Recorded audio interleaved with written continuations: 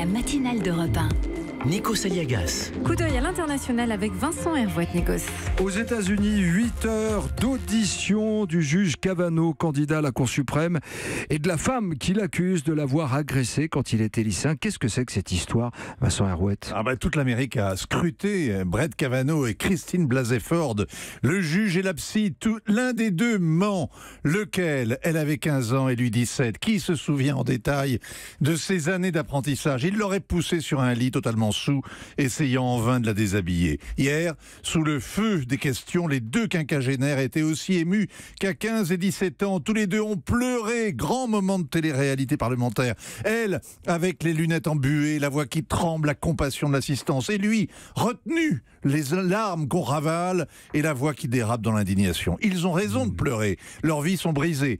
Demandez à Monica Lewinsky. Elle raconte les avocats qui ont ruiné son père, le harcèlement des médias, les ricanements dès qu'on la reconnaît. Le professeur Blasey Ford sera désormais sur tous les campus une survivante, puisqu'on appelle ainsi celles qui ont été victimes d'une agression sexuelle. Et le juge Kavanaugh restera suspect à jamais, son nom et sa famille déshonorés, et le misérable petit tas de secrets de son adolescence piétiné. Il fallait le voir expliquer qu'en prépa, il était vierge et timide, et que les croix de son agenda signalaient des flatulences. C'est une télé-réalité politique, comme vous avez dit. Et Donald Trump, il a été convaincu, parce que je crois qu'il l'a vu dans l'avion, dans son avion Air Force One, il a vu l'audition. Et à l'issue, il a tweeté que le Sénat devait absolument voter la nomination. Alors, les démocrates ont instrumentalisé ce témoignage pour empêcher Trump de nommer un conservateur à la Cour suprême avant les élections du mid-term. C'est front contre front.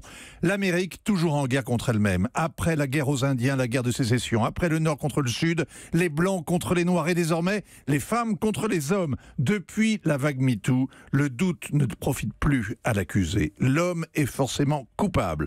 10% des électrices républicaines auraient changé de bord avec l'affaire Kavanaugh. Et de l'autre sens, de l'autre côté, on se demande combien d'hommes vont se mobiliser pour Donald Trump, fatigués d'être criminalisés. L'actualité internationale avec Vincent Hervouet sur Europe 1.